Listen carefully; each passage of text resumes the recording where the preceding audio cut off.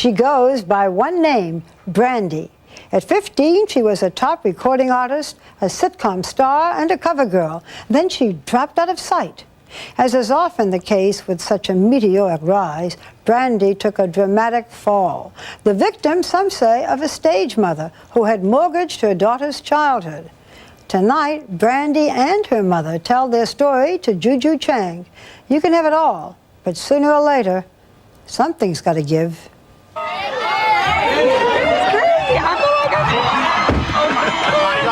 This is Brandy's first public appearance in 2 years after her storybook life took a cruel turn. Her career began in 1994.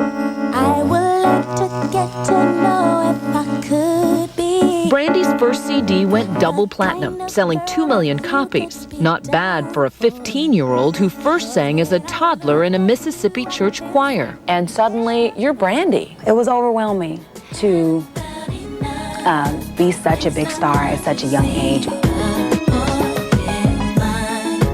Her second CD won a Grammy. My schedule was insane. 7 o'clock makeup, 8 o'clock hair, 9 o'clock styling, 10 o'clock interview, 11 o'clock radio. Just the entire day was just filled with work, work, work, work, work.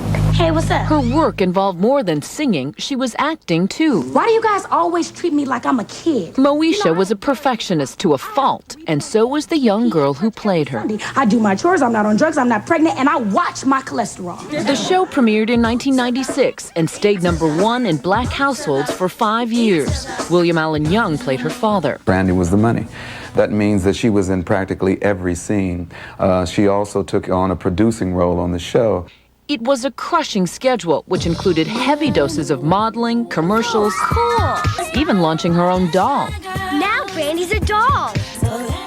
Brandy's life seemed like a fairy tale, especially when Whitney Houston, who was producing and starring in a Disney TV movie, asked her to play Cinderella. How'd you do that? Practice. To most people, this sounds like a perfect life. But in reality, Brandy was working 7 days a week with no time for childhood. The nonstop stress was taking her toward a frightening tailspin. I felt like everybody needed a piece of me, but I was willing to give because I wanted it too. This was my dream. This is what I, worked for.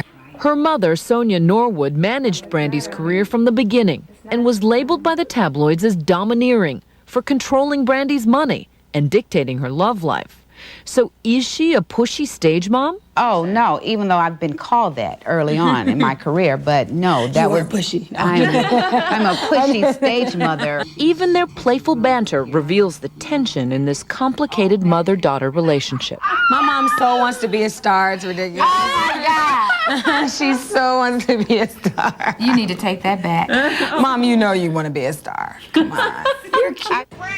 During her teens, Brandy says there were times she just wanted to be a kid, go to the movies or the amusement park. But her mother had to make her fulfill contractual obligations instead. Sometimes I just wanted her to listen to my problems. Stop being my manager. Please. And just be my mother for a second. Yes. It was just like, oh, here we go again, another day with the manager. Here's Brandy. Imagine being touted as one of the most beautiful people. Amazing things have a way of happening at the Video Music Awards. But on the day of the MTV Awards, Brandy sat down with us and confessed she always felt unattractive. In school, I wasn't like the pretty girl. I wasn't cool, so some of the most beautiful people in the world have the lowest self-esteem.